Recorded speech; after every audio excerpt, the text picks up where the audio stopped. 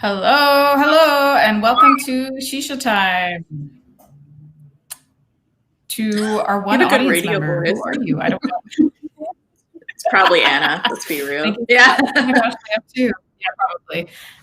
If you're here early, please pop a comment in the chat so that we know who is watching. Reveal yourselves. Yeah. Show yourself. And if you're watching straight from our website, just so you know, if you scroll down, you can either watch this on YouTube or Twitch so that you can chat with us in the comment section on the side. If you have a Google account, YouTube is probably easier, but Twitch is really where it's at. Okay, we lost a viewer because of your instructions. So that's how bad they were. Just kidding. You instruct them. Yeah.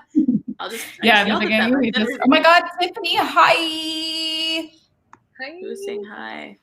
Oh, Tiffany. Our girl Tiffany. Goes on one more time. It just said, who sang Tiffany? That's what my Siri just said. I don't know. Who sang Tiffany? Does anyone have the answers? Tiffany, do you know? Can you turn Siri off? Like she's not invited to ShishaTime. What is this? Yeah, can I? Oh God. She's back. No, I don't want to touch it. She's gonna yell at me. Oh, hey, Chief Ladybird. Chief Ladybird, hi. Again, you know who Chief Ladybird is? Oh yeah. We go back. Oh yeah. Okay, cool. Plastic Addict, hello. Hey, Plastic Addict. Okay. Anna Simone George can leave the room, please. Salam. Anna Simone George. Assalamu alaikum. Okay. Oh my God. What? We didn't have to do that. She said salam. You don't have to do that. Hey, Layla. Okay. Layla's our other artist. Mm-hmm. Yes. Okay, so we're going to start with a land acknowledgement. So Dead Projects is a collective comprising of me and Dima. And we rest on the traditional land of the Anishinaabe, the Haudenosaunee, the Chippewa, Wendat, and most recently, the Mississaugas of the Credit. But of course, Toronto is now home to many diverse First Nations, Inuit, and Métis people. This land was signed under the Toronto Purchase Treaty Number 13 with the Mississaugas of the Credit. But while this acknowledges the history of the land that we're sitting on, we also acknowledge that we're currently in digital space as well. And often Indigenous peoples are left out of the conversation around technology and futures. So it's important to bring that layer into our acknowledgement as well. So I'm going to read something written by Jason Edward Lewis. He's a digital media theorist, poet, and software designer based in Tiohtià:ke, also known as Montreal. He introduced a framework for Indigenous self-determination in digital space called the Indigenous Future Imaginary Intentions. And they are: 1, manifest the future with Indigenous peoples in it; 2, hybridize the present in new or extreme ways, modifying contemporary realities to open up future possibilities; 3, alter the past to lead to different futures; 4, shape digital infrastructure by engaging with digital media and digital culture; and 5, critique the past and reflect on Indigenous creative engagements with technology. He's also co-founder of Aboriginal Territories in Cyberspace, which I have just in the corner there, abtech.org. You can learn more about it by following the link, and we highly recommend checking it out. Also, if any of you are into Second Life, Abtech actually has an exhibit in Second Life right now called A Thread That Never Breaks, curated by Lisa Myers and Sage Paul. I highly recommend checking it out. Thank you. And Dima, take it away. Thanks. I muted myself. I thought I was breathing too heavy. Anyways, so I'll introduce Megan. So Megan Feheley is a Two-Spirit Cree, Ilulu Sheplo Cree First Nation, interdisciplinary artist, curator, and activist living and working out of Toronto, Ontario. They're currently working towards their BFA in Indigenous Visual Culture at OCAD University, and they work predominantly in sculpture, installation, beadwork, textiles, painting, and video. They do it all.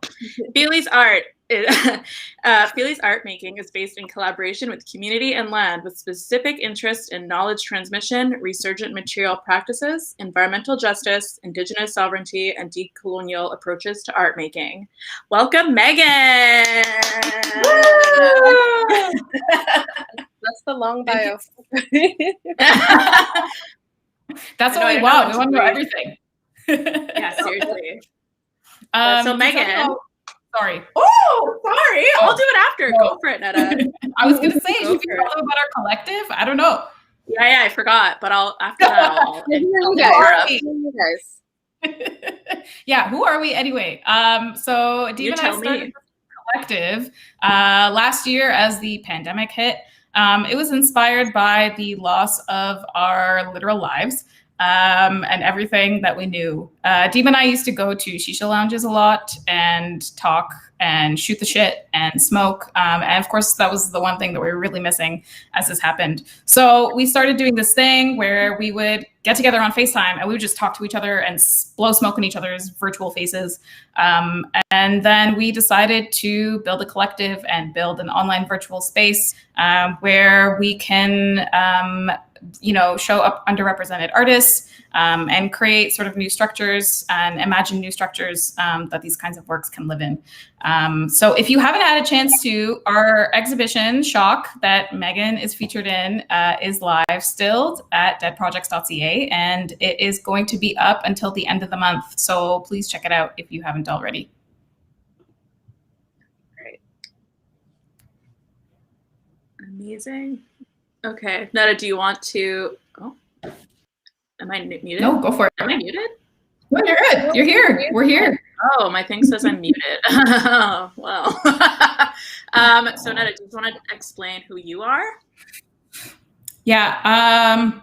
Great question. Who am I? I'm Ned. I'm Netta. I'm an artist. I'm based in Toronto. That's it. That's actually all I have to say about myself. I know I'm no good at that either. Yeah, I'm Dima. I am a designer, and I am also based in Toronto. Hi. We're not important. This is about Megan tonight. Yeah, we're not important. I was just going to interrupt before saying, Megan, I realized you're a Leo. Are you a Leo? I'm a Leo. Oh, hey. Oh! I'm okay with having the attention. That's amazing. That's exactly what we need. Yeah, we need that energy.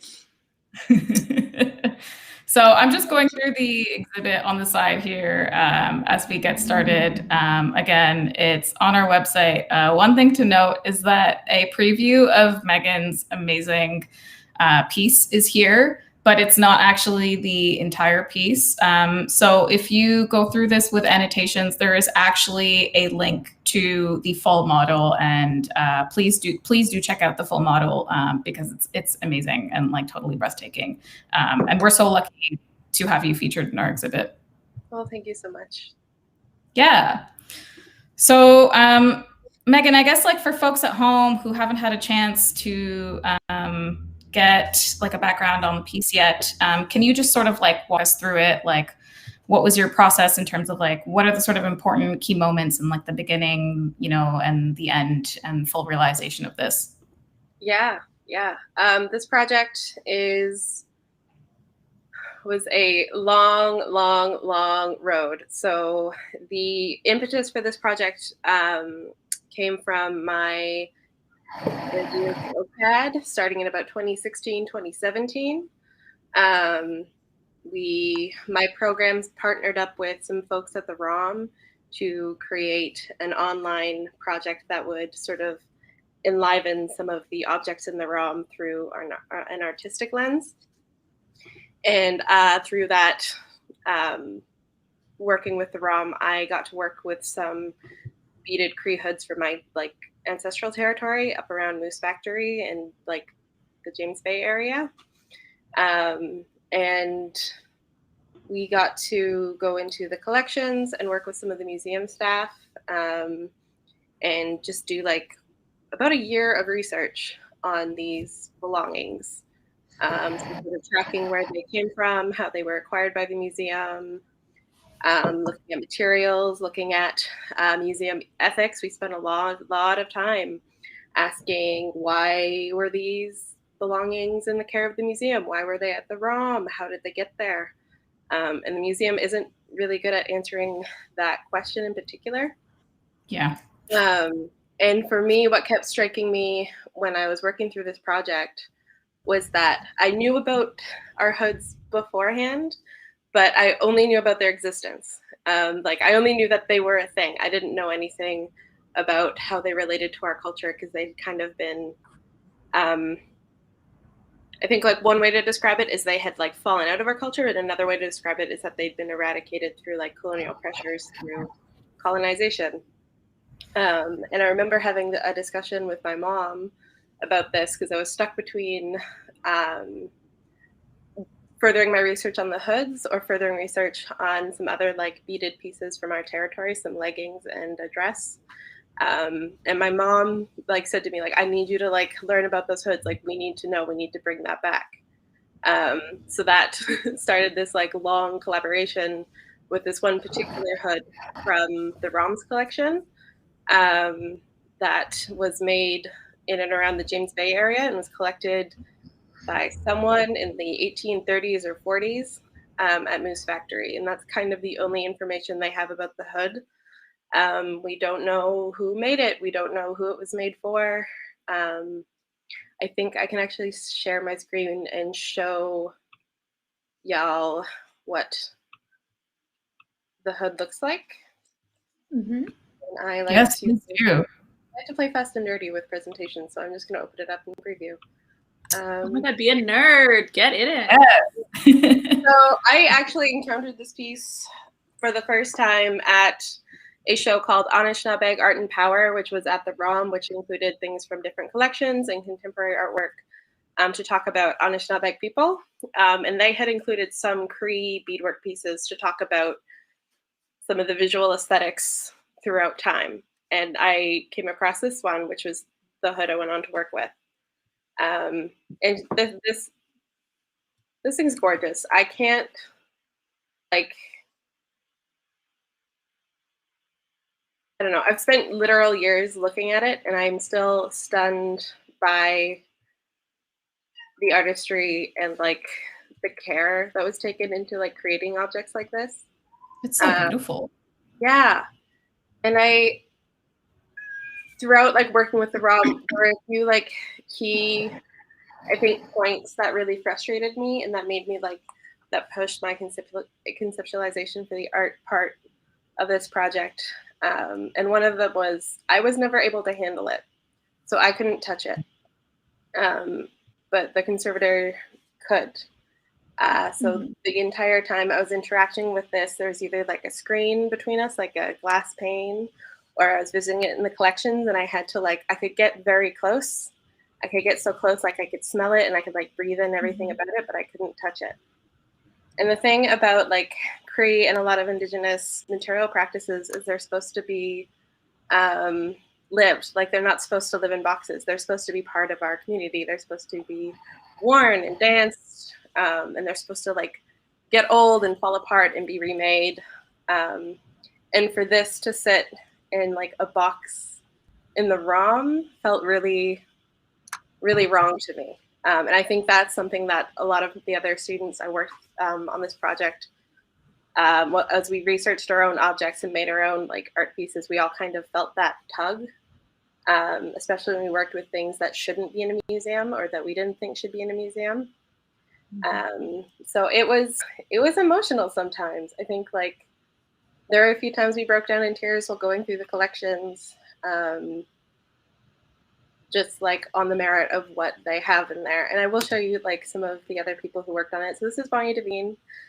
She was our fearless leader in this project. It was an honor to like work with her. She's been a mentor to me and a lot of many other artists. And I think like her steering the boat on this is what allowed it to be a productive space for us. I also worked with some of my longtime friends. And we spent a lot of time in the collections together and looking after each other. So yeah, And then we also got to like travel with each other a bit. We got to go to Manitoulin. We got to visit a few other museums and go into their collections and see and ask them about like how they care for Indigenous objects or Indigenous belongings within the museum. And there's definitely, I think, museums that do it better than others. I think like the ROM has improved over time, but it's still a contentious space to walk into. And I think that's, I'll stop sharing my screen for a bit. Thank you so much for sharing all of that. No problem. And like, out of that, I just felt like this pull, like I couldn't physically take the hood out of the museum. I didn't exactly have like the expertise to physically make a hood at the time. And I wanted to like make something that could live in a more fugitive space, or a space that could be more accessible and still like speak to the original function of the hoods. So that's where the idea of having it exist in a digital space and as like a 3D little world of its own started to come together. And it sort of allows it to live outside the museum. It allows it to be like reached by us while also being remixed through like a Cree lens. So that's the basic overview of like 2016, early 2017 to 2019 project. Yeah. Wow. Well, the outcome is freaking amazing. Thank you. No, I think it's a really interesting kind of like a blend of, so that's another main thing of Dead Projects is how do you blend that physical and digital world into one? And I think you've done that beautifully. And one thing that struck to me, what you said was like, you couldn't actually touch any of the items. You could like, you're so close to it, but you can never actually just like touch it. And what's cool about like us collaborating was, as you know, like we had a lot of back and forth with the model itself. And I was able to actually like touch your model. Like I had it, it was there. And it's such a weird feeling knowing that you couldn't actually touch the original piece. But here in this digital world, we were working back and forth in so many different ways. So I guess this will lead to a question. What has been your experience leading up to the digital world? Like what's your experience working with these digital platforms? Yeah, I had never touched 3D modeling software before this project. I had no idea what Autodesk was or Maya was, which is what the project was made in. So we did have some support through the project of some technicians who helped us mostly with showing us like the basics of like how to create an object in Maya and then at the end how to export it. But most of this project was me learning about 3D modeling from scratch. And I think like I had this vision in my head when I went into it of like the hood where you couldn't really see the fabric and you could just see like the beadwork glowing in space. And I wanted like, this really like bright and luminescent, and I wanted every bead because I'm a beadworker, and like the idea of, I don't know, making it more abstract didn't sit right with me for this piece. But we can talk about that more in a second. And I wanted to make this really complicated piece, and I did sort of manage my expectations throughout it because I didn't know what I was doing. But I also remember getting told a lot by one of the techs that what I wanted wasn't possible. And I kept like doing my research and coming back at it and retackling it from different angles until I was happy with it, and until like they stopped telling me that I couldn't do what I wanted. It did bring up like issues at the end of like I had so many objects in this one little space that even like the final thing there isn't all of the beaded pieces that I had made. But I'm still relatively new to 3D modeling software and how to present it. So like I think like I still have like a lot of learning to do on like the other end of things of how to make a project that isn't too big for the web or too big to or too, like 6 gigabytes big of a file. Anyway, yeah, we had like that back and forth of trying to make it small enough to fit in like the little the little exhibition space. We had gone through that before just to get it on Sketchfab, which is like the little portal viewer that we have open there. So yeah, on one hand, like I'm glad that I made the project I wanted to make. On the other hand, I wish they had showed me like how, or someone had like shown me, or that I had like taken a little more time or had a little more time to learn um, how to make a project a reasonable size and not have like 3 million beads, like individual Oh beads. my God. It is the problem of a like I've gone through the same thing where I've had yeah, gigabyte large files, and I'm just like, I don't know what to do. So I just like submit it. I'm like, if it's corrupt, it's not my problem. Like, it's yours now. Assignment's done. It's But I think it's yeah. But I think it's really cool that I think there's also a new, so again, like you had to basically self-teach. And I think the way that you for tactile things, you have to kind of go to like people who already know it and talk to them about it, because not everyone is necessarily an expert at like your school or where you're learning. And I think the cool thing about the internet that we have now is you can go to a forum, and that's kind of like this weird digital version of that, where it's like really experienced people can help you, whereas your mentor or whoever is at your school is just like, you can't do it. And I'm like, don't tell me what to do. Yeah. Like, it's the freaking internet. You're telling me this software can't do this? Yeah. Yeah. Oh, and I get so mad. I think like I spent an entire month digging through an online forum just to get like the right texture on the outside of the beads. Yes. Because I wanted them to be lit from within, but also shiny, and some of them to be see-through. And that was a tall order, but I found it. Yeah, you can do anything. Like, one of the like some of the early feedback I got, which I think would have made it a smaller file, but I'm stubborn, was to make it more like yeah. Luminous Noodles to like outline where the beadwork was, and I was like, no, like yeah, but no, if it works. If it doesn't, we can look at Luminous Noodles. Luminous Noodles, new Instagram handle, Megan Feheley at Luminous Noodles. Yeah. Good band name. Yeah. I'm curious too, though, like I'm curious a little bit about the decision, I guess, to approach this in a digital way as well, because like it's interesting, you know, the ROM has this object locked in this facade of care, like we're caring for it. It is well maintained by us because, you know, allegedly, you know, the original like owners of this couldn't have cared for it, whatever that means, right? That's what museums do. But you create a whole new space for it. Like you create a whole new environment for it. It's just, it's like, it's interesting. Like that was what drew me to your piece, really. You just completely removed it out of that context. And it's not even just an object. It's something with like a new home.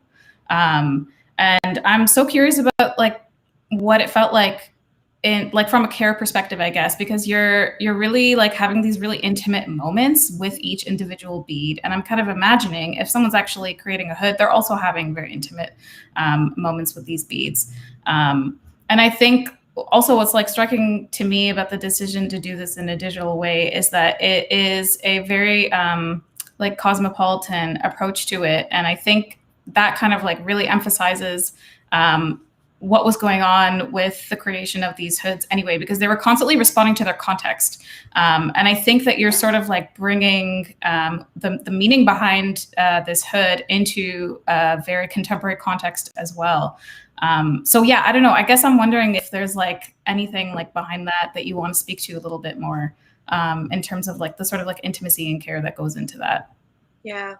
Yes. With thinking about how we interact with our like textile, our material, our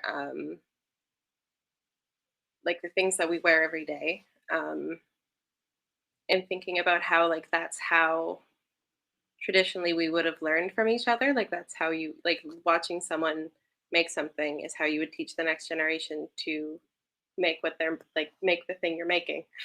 And when you make something, you put so much intention and care into it, and like you put almost like this your own internal like your own philosophy and like story into like every little bead. Sometimes a lot of beaders like to say, you know, every bead is a prayer. Um, And I think when you have these very charged, and I like to say belongings, and that was something that Tanis Nielsen, who's a prophet OCAD and a community member, had like discussed with some of us about how to talk about, these things in the ROM, because some of them are really alive and they're really full of a lot of spirit, and it's hard to talk about them as just objects. Like some of these things traditionally would have lifespans, or they would have a very specific function in our cultures. And for it to exist in a museum where they can't be the participators in our cultures as they were intended to be has always like struck me as really heartbreaking. And for them to not be in a place where they can actually teach the like practical part of how to like remake them is also something that I found really frustrating, or and I continually find frustrating about museums, is like they have been, and I think they still are, like how we like hoard other people's cultural wealth and cultural knowledge in these like usually urban centers away from their homelands and away from the people who need to learn from them. And we now sort of say that the museum is a place of education, but that education piece doesn't always come across. And I think something in me really wanted to find a way to teach about what was put into this hood in a way that could still reach people, and still like reach our community. And like in like making the patterns or replicating them in the 3D space, I would import images of the hood or sketches of the shapes on like a plane, and then I would like create each bead and then like put it into place, like bead by bead, and then go back through and add the color and add the light. And there was something about that process that made me think about how much we lose and how much is lost in museum settings. History of collecting, because I don't know the name of the person who made this hood.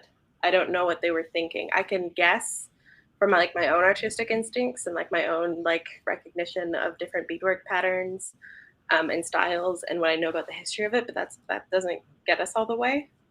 And it was really like there's something in that moment of like realizing how much we'll never know, like breaks my heart continually. And something that I think is necessary and was necessary about this project and some of my other peers' projects was that we really felt that we could create a new way to bring them back into conversation with each other, like with our community and with our people, and that they could still be like a more accessible way to teach the next generation about our cosmologies or about our philosophies, about our like material knowledge. But yeah, that's one approach, and that's what I could do as someone making an art project. Could I like physically remove it from the ROM? I don't think that'll ever happen. We also had like a lot of discussions about repatriation or renaturation efforts at the ROM and at other museums. And I don't know where those policies at the ROM sit now, because it's been, I think, like 3 to 4 years since I've had that discussion, and I know a lot has happened. But yeah, I hope that clarifies some things. No, it does. Speaking of how terrible things are educating us these days, we want to just go into your background. So tell us about, like, did you go to art school, and on a scale of 1 to 10, how awful was it? And second, part 2, how did you transition into being an artist? Did you have any specific mentors or training? And let's get into it. Yeah. I went to art school. I'm still technically a student. I'm in graduation limbo until COVID's over, and some other things get sorted out. I've had The diplomatic answer is there was the good and the bad. The honest answer. Get raw here. Get raw. Yes, you don't need to be diplomatic. I'm just kidding. You're like professors watching for all we know. Oh yeah. Right now, I didn't enjoy you. I started in 2015 in drawing and painting at OCAD, and then quickly realized I hated painting. I don't hate painting. I just hated that being the only thing I could do in my program, and I didn't focus on it. And in second year, I switched to Indigenous Visual Culture, which is more of an interdisciplinary program, and it teaches a lot of like Indigenous art ethics and philosophy and epistemology. And great program. One of the better things with OCAD is that program and the people I've met. Like the program and the people I've met, amazing. Yeah, that was great. The rest of it, I could leave. Yeah. Like I would.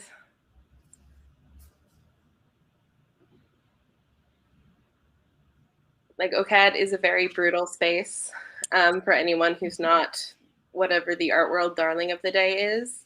Mm-hmm. Right now, it's somewhere between like, you know, everyday, what it has always been, like white men. And to some extent, like I feel like we're going through a phase with where whiteness is imploding on itself.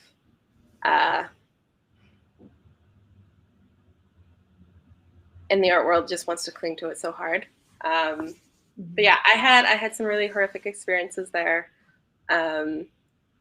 which is really disappointing to say because I know what a privileged education is, and I know what a post-secondary education is. And I don't know. I moved to Toronto from a small town. I moved here out of high school. I like entered OCAD like a bright-eyed baby, and I've entered like or exited like 70 years old emotionally. That's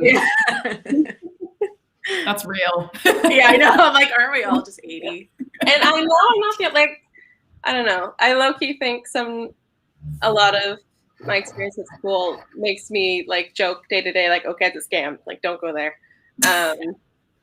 Do I think there are amazing people there? Absolutely. Do I think there's great work being done there? Absolutely.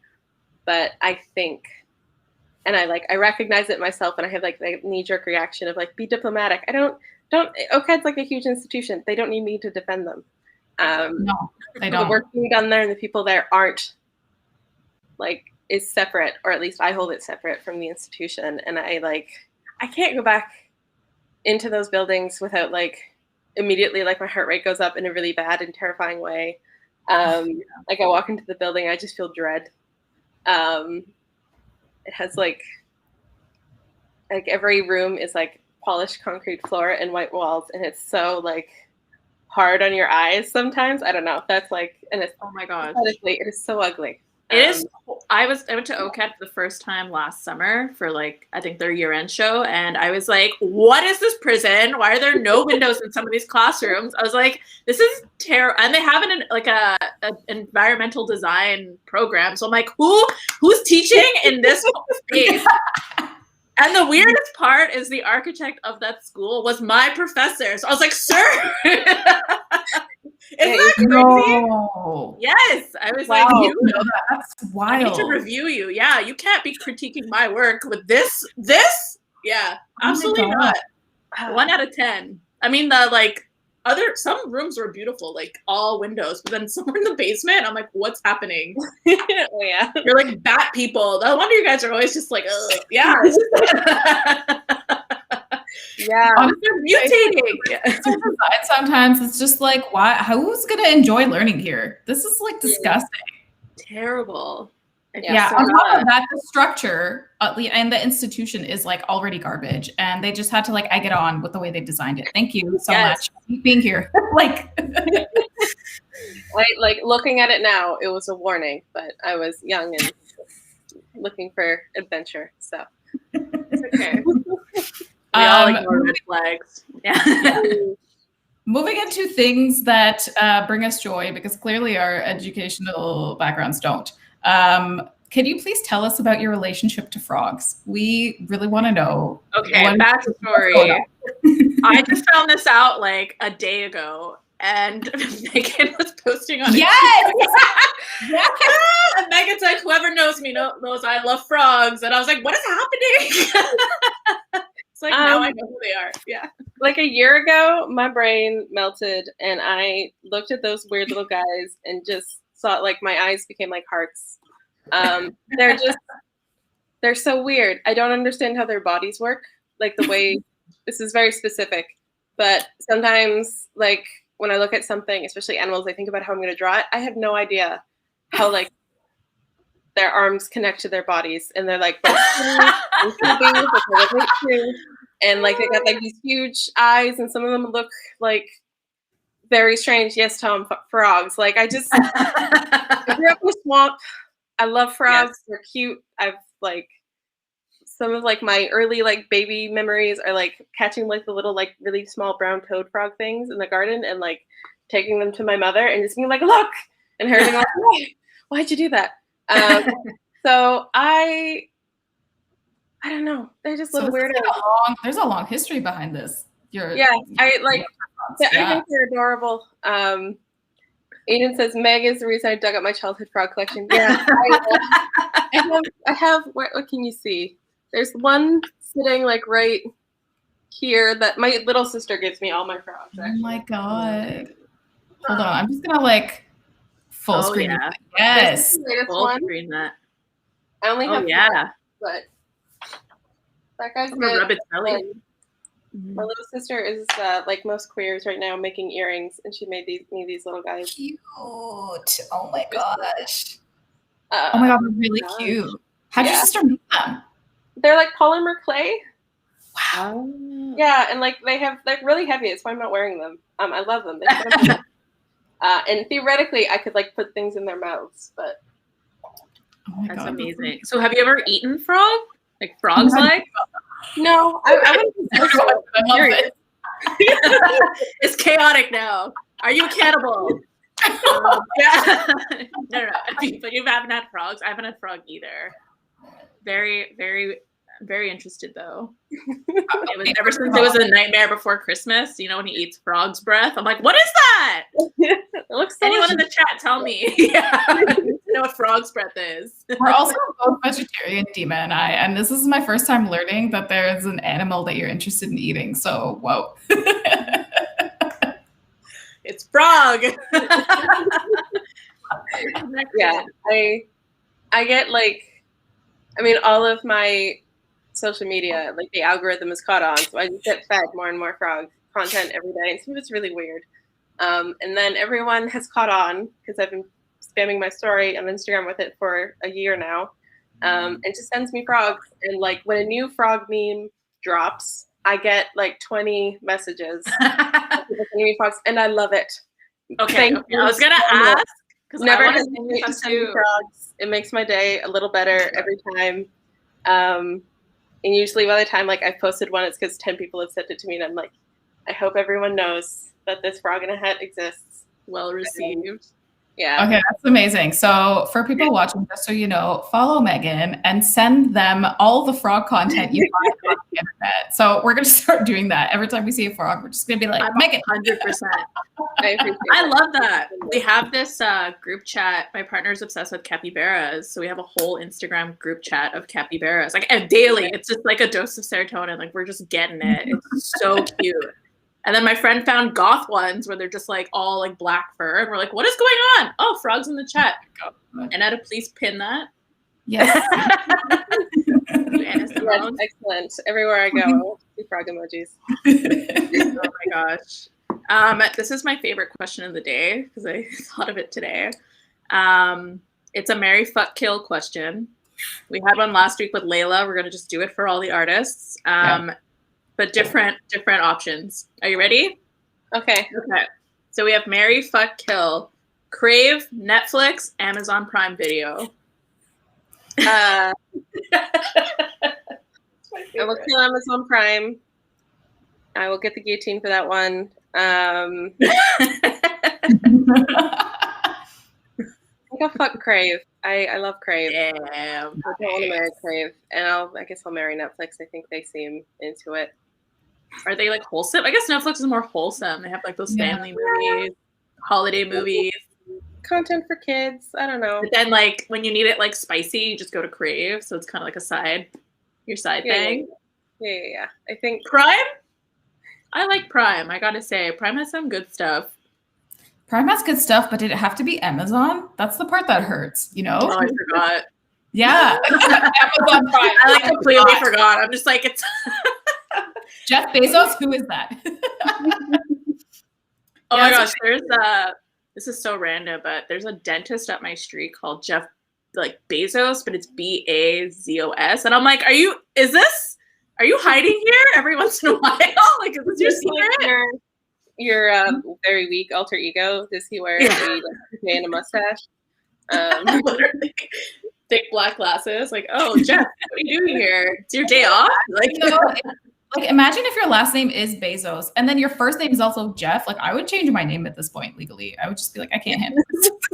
Yeah, if my name was Jeff, like Goff, I was like, sir, you can't just be Jeff and be it that way, please. Yeah, no, that's wild. I mean, this is dark, but it's kind of like if you remember when ISIS happened and it was like all the people whose names were ISIS, they were just like, I don't know. Oh my gosh. You guys, there's anymore.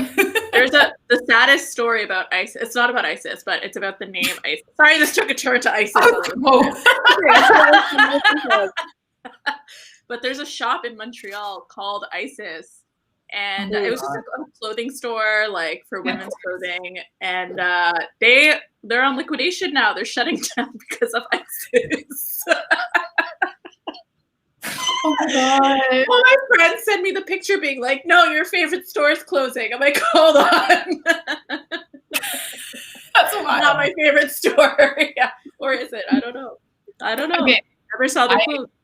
You know what? It makes sense though. I'm not surprised that happened, but it's sad. But also, just change the name of your store. Like, what is that? Yeah, it's like that's a rebrand. Like CC or something, or like CC. That's another bad name. Confirmed, they're closed. They are closed. Yeah. Okay, well, bye. ISIS clothing. R.I.P. ISIS. Back to like stuff that we consume, movies, whatever, things like that. What movie, book, TV show, work of art, whatever, do you think is ridiculously overrated? Just drop it in. I mean, I personally have a lifelong vendetta against Quentin Tarantino. I do not like his movies. I never have. That's so funny. That's like every film bros like thing, right? Yeah. Like sometimes I say, like if you say that in a room of men, like you get some responses. Yeah. Well, they need to deal with it. Yeah, it's not my problem. Bro, Pulp Fiction though. Bro, you didn't watch it? Yeah. I've seen it a couple of times. It's not. I don't know. Maybe filmmaking. That's what they do. That's their go-to. I don't know if it's filmmaking art-wise. I mean, a lot. Like, there's a lot of just like I don't care about. I don't care about landscape painters from the 1900s. I don't care about Picasso. Thank you. We're over it. We're done. Yeah. We're not talking about this anymore. Like the Eden says Quentin Tarantino. Oh my god. I will purposefully misspell him as like Quincan Tarantino or something. Oh yeah. Yeah, I think that's a good one. Honestly, I agree. Like, what is the hype? I don't know. I get it. The aesthetic is nice, but like the actual like content in Tarantino's movies, it's like, ugh, it's just icky. There's a series of photos of Quentin Tarantino because he always like cast like really hot men like Brad Pitt and stuff. They're just like hot men, and there's just pictures of him trying to like promoting the movie, and he's just like this like gross looking man, right? Like he's just like he looks like a gargoyle statue, and he's with these two hot men or whoever's cast, and he's just like trying to be real sexy. He has like a silk tie, and we're like, Quentin, you're not fooling anybody. Yeah, I don't know. I feel like I have been. I don't know. That's the one that sticks out as like, Kubrick's fine. Maybe I'm just not his audience. Like whatever. Movie wise, I hate The Office. I don't know what it is about it. I'm so sorry. Controversial, Megan. I know. I'm sorry. I don't. Do people in the chat see this? I'm sorry. I'm sorry. Just yeah, Parks and Rec is fine, but also like that cringy humor. I don't know. It's not my thing. I recently finished I May Destroy You, which is amazing. And I really loved it. Amazing. Yeah. So I like to watch TV shows. Like I like series. Like I like really long content that goes on for a while. And now we're we have 13 hours of content. And you're like, it's not long enough. I do like it when it breaks my heart and I leave just feeling. I'm glad someone agrees with me in The Office. Don't listen to that person. Yeah. It's chaotic. Yeah, I loved Russian Doll. Something about that just. Yeah, I love a good cry. I love a good cathartic cry about someone else's issues that I can project onto. Oh my God, yes. That's the best kind of cry where you're like, I didn't even have to let it out myself with my own stuff. You did it for me. And then in terms of lighter content, She-Ra's great. I've rewatched that so many times. And I think what's it? Wapo Spay, which is a kids production. I think APTN made it. Of it's claymation. It's so cute. That sounds adorable. There's Uncle Jacob is the only man I will stand. Yeah. Anyways, if you need I like to beat to it because there's so many episodes of it and it's very laid back and calming. So that's my go-to. Put it on in the background and it's a good day. Yeah. I don't know if I have any recent art opinions that I'm willing to go on the record for. That's fair. Because you know what? Also, I don't know about you, Megan, but when the pandemic hit, I was kind of just thank God I don't have to go to 500 openings anymore because I'm over it. 90% of them, I walk out and I'm like, what was that? Yeah. I mean, I love art. Even I'm art starved right now because I haven't really seen anything in person in a while.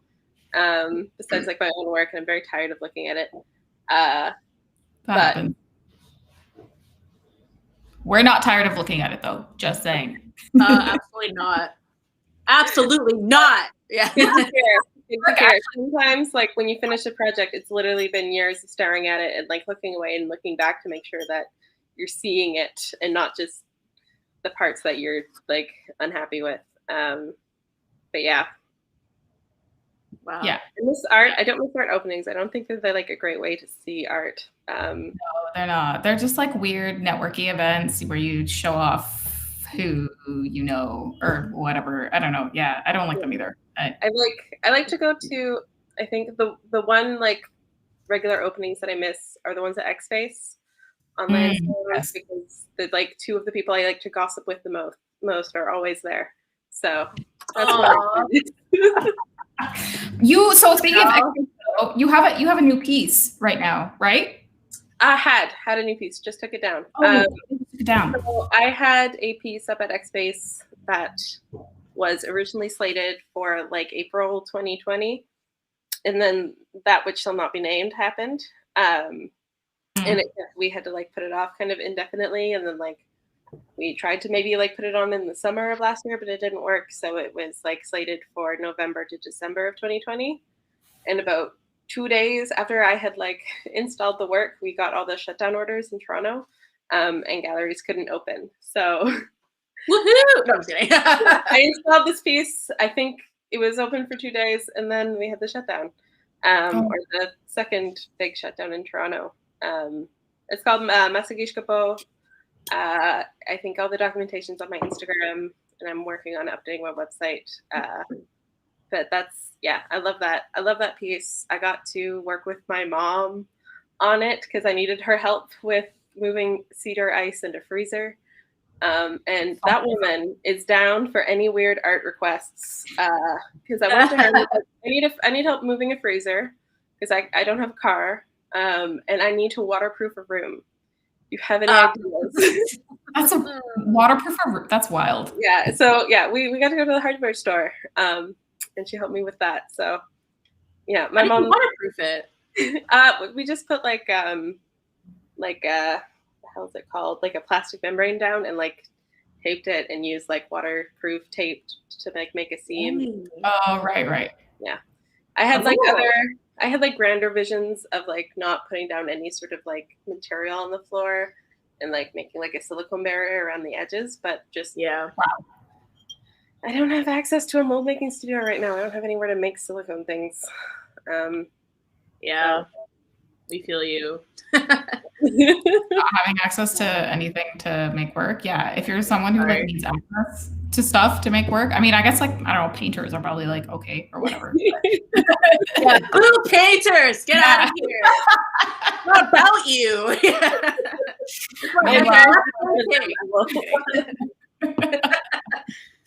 But I can't open some of my pieces in here because they're like 10 by 12 and I don't have like a 10 by 12 place in my apartment. So, oh gosh.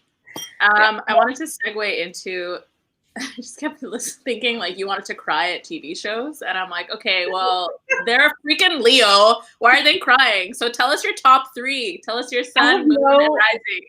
I have like no water signs in my chart. Insanity. I just like to cry. Like it's just a diva thing. That's very healthy for a Leo. Actually, I gotta say, great work. That is healthy. I'm a Leo sun, Aries moon, Taurus rising. Most of the rest of my chart is like Libra, bit of Capricorn, Virgo. Mostly very similar to Netta. Yeah, I'm an Aries moon, but I'm a Taurus sun. I think like one of the best things someone has ever like responded to me about like my big 3 is like, oh, you have like big anti energy then. And I was like, yeah. Yes. Yes. Netta has that as well. I do. If we were together right now, I would be like tending to everyone's shisha and making everyone tea and dinner. It's true. And I don't stop her. Yeah. Dima's an Aquarius, which means she wants everyone to baby her at all times. Yeah, I'm big baby. Okay. Big baby. Yeah, see it? I need friends like you because you all come towards me because you need to mother me, and I'm fine with it. Make me cookies, I'll eat it. I think like I turned around the other day, and most of my friends, not everyone, I love you all equally, but most of you are Aquarius, Libras, or Scorpios, for the most part. So I have a few Cancers, but yeah, interesting. I'm collecting friends like Pokemon cards with like their sun signs. Yeah. Wow. So you either flock to like air or water. Sounds like. Pretty much. I guess. Yeah. Water signs are good to cry with. Oh yeah. We don't need that energy here. Yeah. I once had 2 water signs cry on my couch at the same time because the other one was crying. So then the other one got triggered and started crying. And then me and my Gemini friend were sitting there like, we don't know. We didn't ask for this. Who put us in the situation? It's like in my own home. I was like, I'll comfort them. What are you doing? They had each other. Wow. That's fine. This is why I do not cry in front of air signs personally, because they're just like, I don't know what to do with your tears. Goodbye. Yeah. And I remember you were like, I don't want anyone making me laugh. And I'm like, that's my go-to move is making the person laugh. I was like, please never cry around me then. I'll be like, hey, buddy. Yeah. Well, this has been so much fun. Thank you so much, Megan, for being so generous and telling us so much about your work, your process, your Mary Fuck Kills, your whole birth chart. We got your whole birth chart. I feel like I know so much about it. Maybe share it. No, it's never too much when it comes to astrology. Like we want to know everything, really. So yeah. Tell us your Venus, Uranus, everything. We're fine with it. So once again, if you haven't had a chance to check it out, the exhibition is still live at deadprojects.ca until the end of the month. Please check out Megan's piece and remember to check out the full model. It's really beautiful. They put so much hard work into it, and we're floored constantly every time. And we're so lucky to have worked with you. Thank you so much, Megan. And remember that next Saturday, we have our final Shisha Time, February 27th at 2 p.m. with Zoma Medwekwe. Thanks so much, everybody, and have a good night. Well, thank you to both, or thank you both of you. Whatever. Bye, Megan. We love you, Megan. Yeah. Bye. Bye, everyone.